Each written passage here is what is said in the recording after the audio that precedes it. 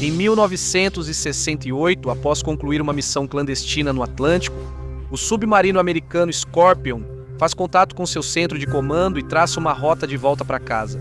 5 dias depois, as famílias da tripulação aguardam no cais a chegada do submarino. Ele nunca chega.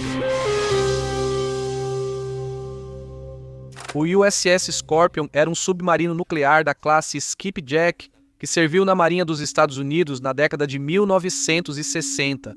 Foi o primeiro de sua classe a combinar propulsão nuclear com o design avançado do casco de um submarino movido a diesel. Os Skipjacks eram os submarinos de ataque mais rápidos de sua época, com velocidades de até 33 nós. Era rápido, manobrável e podia mergulhar até 220 metros de profundidade.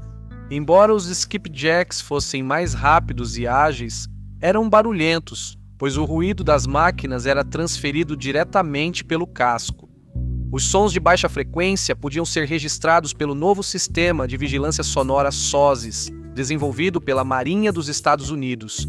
O SOSIS consiste em uma rede de sensores acústicos ou matrizes de hidrofones que utilizam um canal sonoro para detectar submarinos e outros eventos acústicos subaquáticos a distâncias de centenas de milhas, ouvindo os sons de baixa frequência que eles geram. O canal sonoro é uma camada horizontal de água no oceano. Ondas sonoras subaquáticas ricocheteiam entre as camadas do canal, permitindo que sons de baixa frequência percorram grandes distâncias com pouca perda de energia. O som de baixa frequência captado pelos hidrofones é gravado e enviado a uma estação em terra para análise. A origem do sinal pode ser triangulada usando 3 ou mais conjuntos de hidrofones em diferentes locais. O sistema de alerta precoce levou ao desenvolvimento dos submarinos Thrasher e Permit, mais silenciosos, maiores e capazes de mergulhar mais fundo. Essa nova classe de submarinos tinha tecnologia de amortecimento de som para torná-los furtivos e outras melhorias. Infelizmente, os Skipjacks não podiam ser modificados ou atualizados com recursos avançados de silenciamento. Eles tinham 65 toneladas, bateria principal TLX-53A fabricada pela Gould National Battery incorporada. A bateria liberava mais hidrogênio quando carregada em comparação com sua antecessora, a TLX-53, usada por um submarino a diesel. Mas isso era um compromisso aceitável porque o submarino nuclear Skipjack usava apenas uma bateria e tinha a capacidade de eliminar o gás, enquanto o submarino a diesel, como a classe Greyback, usava 4 baterias, TLX-53. Outra inovação nos Skipjacks foi a combinação da torre de comando, sala de controle e centro de ataque em um único espaço. Combinar as funções no compartimento de operações tornou possível usar o controle de lastro por botão. O sistema elétrico de botões operava as válvulas hidraulicamente a partir da sala de controle. O layout geral facilitou a coordenação dos sistemas de armas e de controle do navio durante as operações de combate. Para armamentos, os Skipjacks estavam equipados com torpedos Mark 37 com ogiva de 150 kg e um sonar de busca para localizar automaticamente os alvos. O casco deles era incrivelmente resistente e feito de aço de alta resistência, AG 80, com uma profundidade de colapso de 550 metros, o que significa que eles podiam mergulhar até 550 metros antes de implodirem. Após a perda do USS Thrasher, em abril de 1963, a Marinha criou o Programa de Segurança Subsafe para Submarinos, com o objetivo de corrigir, manter e construir uma frota de submarinos movidos à energia nuclear segura e eficiente. No programa, o Scorpion receberia 2 novos sistemas de segurança durante sua revisão completa, prevista para junho de 1963. O primeiro é uma válvula de fechamento de emergência para a água do mar e um sistema de sopro de emergência, mas isso foi adiado para a próxima revisão, programada em 1967. Com o início da Guerra Fria e a guerra em andamento no Vietnã, os recursos das Forças Armadas estavam esticados ao máximo. Para complicar ainda mais as coisas, um estudo do Comando de Sistemas Navais revelou que 40% do tempo do submarino era gasto no dique seco, restando apenas 60% do tempo em serviço ativo. A liderança da Marinha temia que políticos não apoiassem o programa de submarinos nucleares caso ele fosse ineficiente. Por isso, a Marinha criou um conceito experimental de revisão planejada ou de disponibilidade reduzida na frota de submarinos. O objetivo do programa era economizar nos custos de reparo e aumentar o tempo de serviço ativo do submarino. O Scorpion foi um dos que participaram desse programa. Em 1º de fevereiro de 1967, o Scorpion iniciou sua revisão de disponibilidade reduzida. O Scorpion saiu do dique seco em 6 de outubro, após passar pela reforma de submarino mais barata da história da Marinha dos Estados Unidos. Dos 3,2 milhões de dólares gastos no Scorpion durante seus 8 meses de reforma, 2,3 milhões de dólares foram destinados ao reabastecimento e à modificação de seu reator.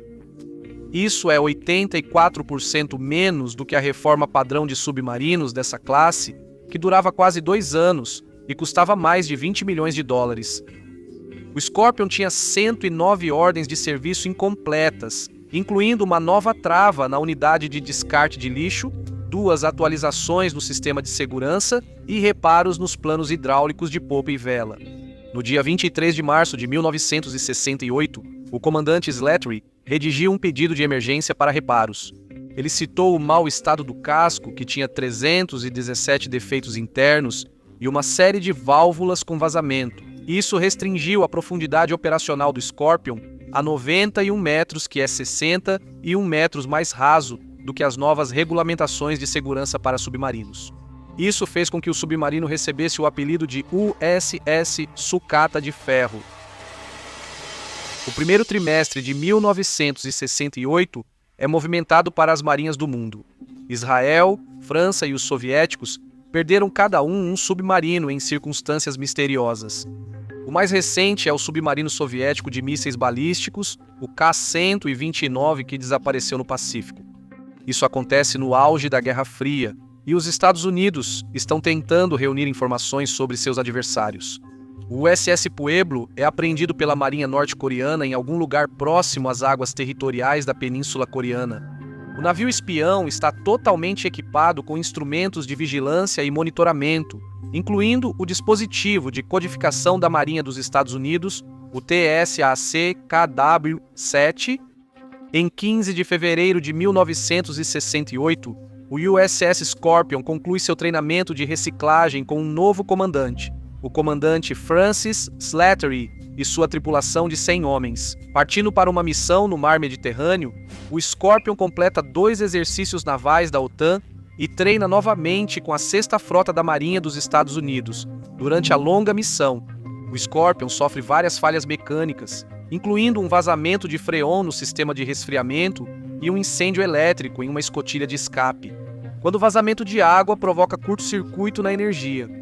Após concluir sua missão no Mediterrâneo em maio, o Scorpion segue para o oeste pelo Mediterrâneo a caminho do Atlântico enquanto transita pelo Mar Mediterrâneo. Um homem a bordo adoece e outro tem uma emergência familiar em casa, o que é informado ao comandante Slattery.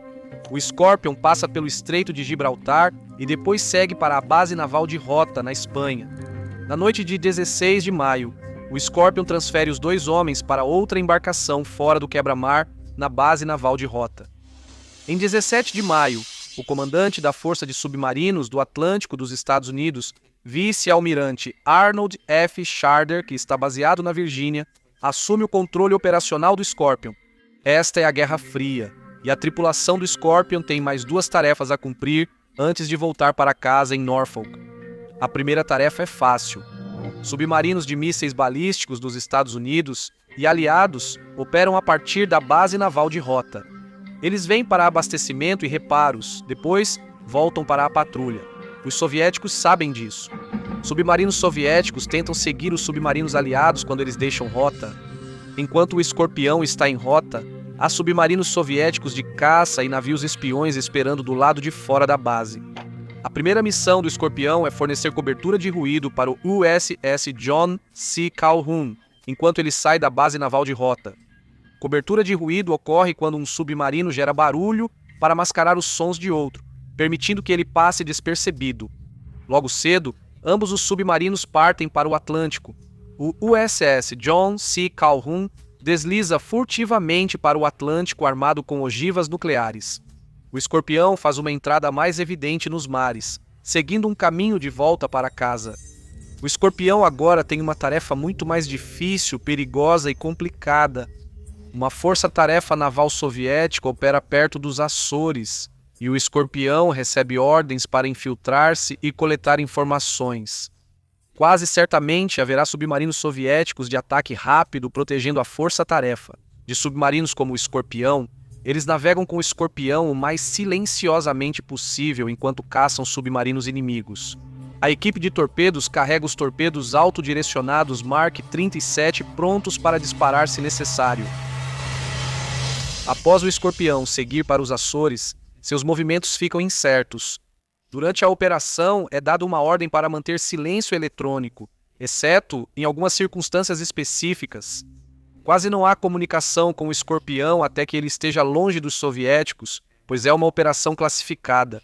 Sabemos apenas que o Escorpião segue para a estação naval da Força-Tarefa Soviética. De Rotter até os Açores são cerca de 1.100 milhas, e com o Escorpião capaz de viajar a mais de 30 milhas por hora, provavelmente leva mais de 30 horas para chegar lá. Saindo de Rotter no início do dia 17, o Escorpião estaria próximo aos Açores, entre a manhã e o horário do almoço do dia 18. Provavelmente passou 2 dias espionando a Força-Tarefa Soviética. Então, de pouco antes da meia-noite do dia 20 de maio até algum momento depois da meia-noite, o comandante Slattery tenta contatar a estação naval de Rotter por rádio.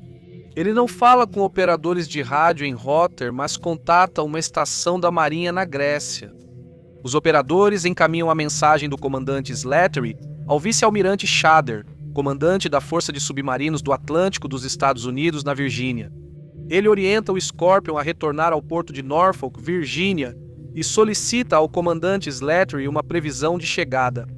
No dia 21 de maio, às 23h54, Slattery informa um curso planejado de 290 graus e uma velocidade de 18 nós, com uma estimativa de chegada para as 17 horas do dia 27 de maio. Eles terminaram a missão e agora estão voltando para casa. E essa é a última vez que alguém ouve falar do Scorpion. Entre os dias 22 e 29 de maio, a Marinha dos Estados Unidos transmitiu 9 mensagens para o Scorpion. 3 mensagens pedem especificamente uma resposta, mas nenhuma é recebida. No dia 27, as famílias aguardam ansiosas a chegada de seus entes queridos. O Scorpion ainda não se comunica com a base como deveria antes de chegar. O submarino não retorna para casa. De 28 a 30 de maio, a frota do Atlântico da Marinha dos Estados Unidos inicia uma busca por mar e ar. 55 navios e 35 aeronaves de busca participam. Eles não encontram nenhum sinal do Scorpion em 5 de junho. O Scorpion é considerado perdido.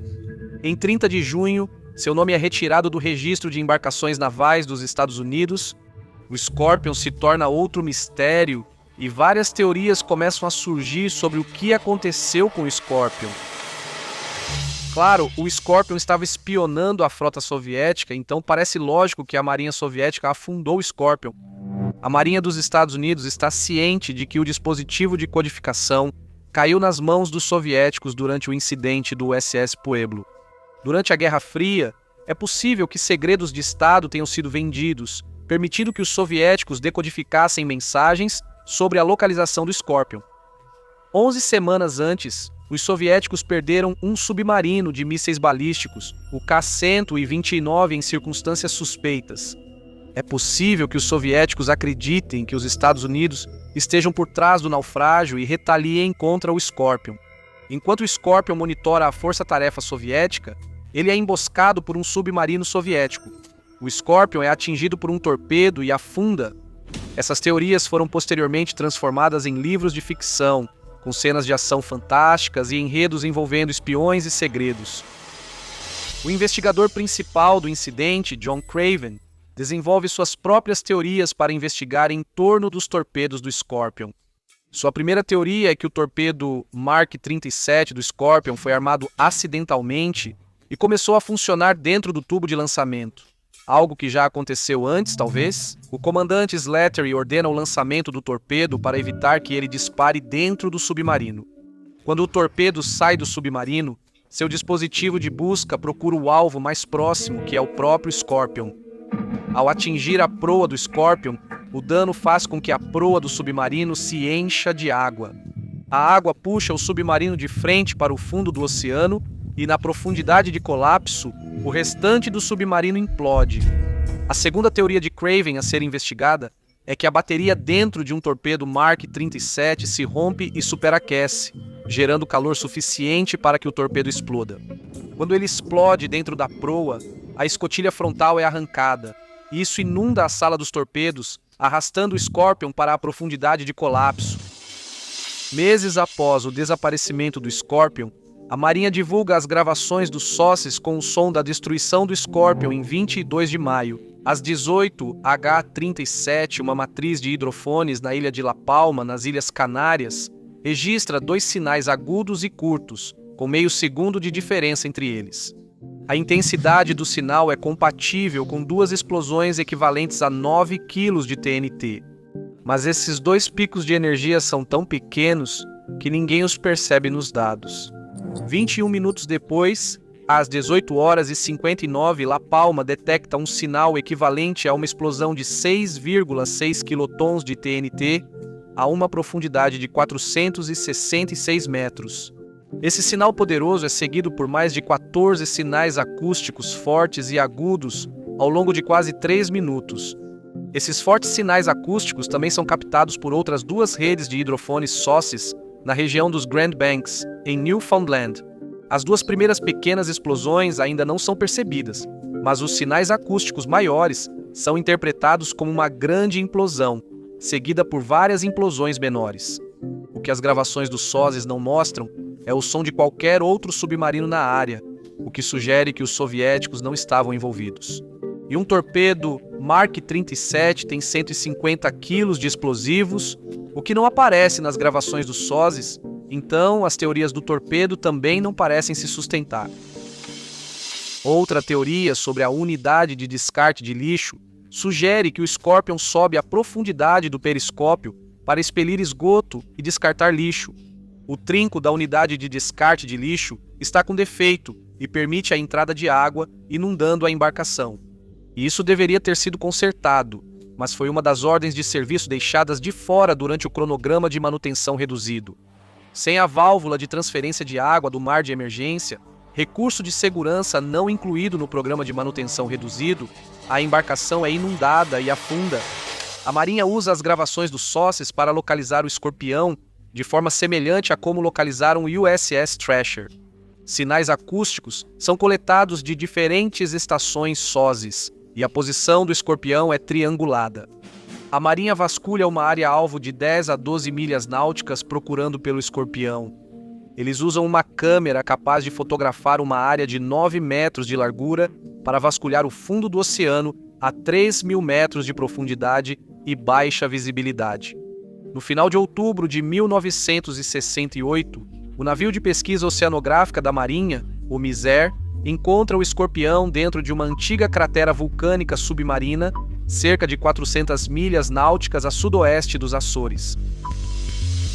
A seção de popa com a casa de máquinas desabou e foi sugada para frente, em direção à área do compartimento do reator. O eixo principal, ainda com a hélice acoplada, está separado da seção de popa, repousando no campo de destroços do local do naufrágio. A seção do meio, onde fica o compartimento de operações, se desintegrou completamente. A proa, onde fica a sala dos torpedos, está deformada pela incrível pressão da água. A 3.384 metros de profundidade, o submarino está despedaçado no fundo lodoso do oceano. A vela do submarino foi arrancada. A seção da proa está enterrada profundamente no lodo em posição vertical. A seção da popa repousa sobre o lado de estibordo. O submersível Trios 2 documenta os destroços do Escorpião, e os investigadores começam a comparar os dados dos SOCs com o que podem ver. O Trios 2 também recupera pedaços dos destroços do Escorpião. Com seu braço robótico, a tripulação do submersível percebe que há muitos destroços da bateria principal no compartimento de operações. Eles recuperam uma seção da tampa da bateria principal com o braço robótico. Então eles veem um corpo com um macacão da equipe nuclear entre a seção de proa e a de popa. Os destroços não mostram nenhum sinal de dano de torpedo, o que apoia a ideia de que os soviéticos não estavam envolvidos, nem que um dos torpedos do Escorpião explodiu. E a extensão da implosão mostra que os destroços não estavam alagados quando afundaram. Se tivessem alagado, então a água dentro do submarino impediria que ele implodisse. A implosão só acontece quando há uma bolsa de ar que é comprimida pela pressão da água. Então, o que realmente aconteceu? No dia 31 de janeiro de 1969, o Tribunal de Inquérito do Scorpion divulgou as conclusões da investigação. Eles descartam sabotagem, mas o relatório diz que não pode identificar a causa do acidente. Uma força-tarefa da Marinha continua sua própria investigação, com especialistas na área de projeto de submarinos, estruturas de submarinos e os efeitos de explosões subaquáticas. Em janeiro de 1970, o grupo de análise estrutural do Scorpion apresentou suas conclusões. Eles sugeriram que gás hidrogênio provocou explosão no compartimento principal das baterias. A tampa principal da bateria recuperada dos destroços está deformada de dentro para fora e apresenta fragmentos incrustados, tão profundamente que deve ter vindo de uma explosão de alta velocidade, como fragmentos voando pelo ar e não pela água, que os desaceleraria. As baterias secam na explosão, indicando que o compartimento não está alagado. O Tribunal de Inquérito do Scorpion descartou a teoria da explosão da bateria. O tribunal inclina-se mais para a teoria de Craven sobre a explosão de um torpedo dentro do casco, mas não há evidências suficientes para traçar um quadro claro de qualquer forma. E assim a investigação fica parada sem novas evidências e começa a juntar poeira. 44 anos após o incidente, evidências antigas, com a ajuda de novas tecnologias, começam a lançar alguma luz sobre o que realmente aconteceu. Em 2011, Bruce Rule, o principal analista acústico do Escritório de Inteligência Naval, publica um relatório técnico usando evidências da Força-Tarefa de Análise Estrutural e uma gravação de 3 minutos de sinais acústicos registrados pelo SOCIS. Em La Palma, as duas explosões curtas e agudas que passaram despercebidas por 40 anos, claro, isso ainda é uma teoria que não pode ser comprovada, mas é a que faz mais sentido para mim. O Scorpion está na profundidade do periscópio. A tripulação segue o antigo procedimento em submarinos a diesel, conhecido como condição Baker. Eles fecham as escotilhas e os dutos de ventilação, flappers, no compartimento das baterias para evitar alagamento. Se colidirem com um navio na superfície, submarinos nucleares podem carregar as baterias mesmo totalmente submersos. O carregamento das baterias libera gás hidrogênio, que pode ser inflamável ou explosivo em altas concentrações.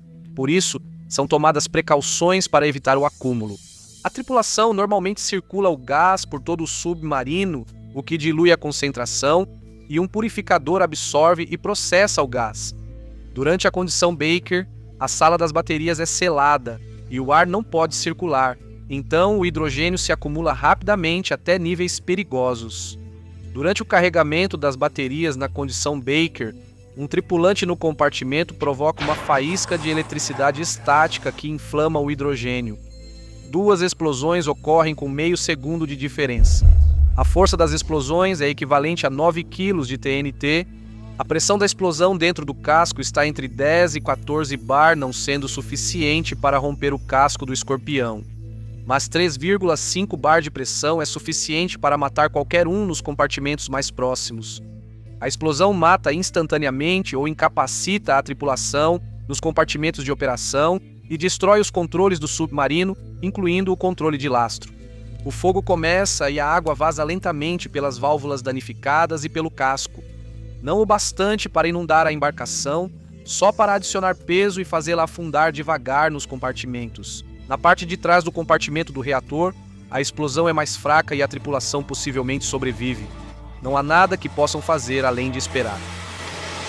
Às 18h42, 21 minutos após a explosão da bateria, o casco principal do Escorpião implode a uma profundidade de 466 metros, com uma força equivalente a 6,6 quilotons de TNT. Mais de 14 forças acústicas menores são registradas ao longo de 3 minutos, enquanto diferentes compartimentos implodem. Todos os 99 tripulantes são perdidos. Após a tragédia, a Marinha silenciosamente abandonou o programa de manutenção de disponibilidade reduzida. Segundo o artigo do Houston Chronicle, o Comando de Sistemas Navais de Marinha afirmou não ter registro de programa de manutenção assim. Está escrito: o sucesso desse conceito de grande reforma menor depende essencialmente dos resultados do nosso primeiro caso, em mãos, Escorpião. O Comando de Navios da Marinha dos Estados Unidos emitiu uma alteração no Manual Técnico dos Navios da Marinha 10, meses após a perda do USS Escorpião. Relacionado às baterias de armazenamento de submarinos, a edição de março de 1969 diz: não entre no poço de baterias de navios que possuem sistemas de ventilação de tanque aberto enquanto uma carga estiver em andamento.